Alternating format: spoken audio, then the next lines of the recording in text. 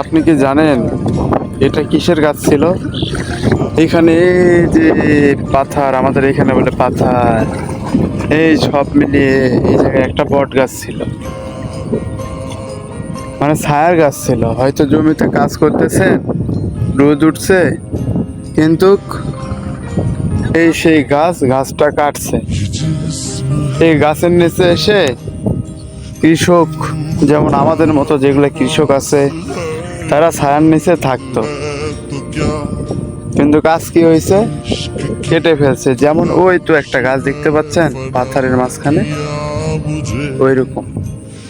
তো যাই হোক, আল্লাহ সৃষ্টিকর্তা, মানুষ যখন সৃষ্টি করছে, মানুষের মাথায় সেই পরিমাণ বুদ্ধিও দিছে, কিছু টাকার আশায় কেটে ফেলছে গাছটা। তো এই ভিডিও থেকে তারাই শিক্ষা পাবে যাদের পাপ নেই। প্রথম কথা, যাদের পাপ নেই তারাই শিক্ষা পাবে এই ভিডিও থেকে।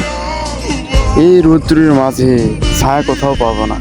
এক বটের গাছ ছিল, বটের গাছটা কেটে গেছে। তো অবশ্যই এই ভিডিও থেকে আপনারা বুঝবেন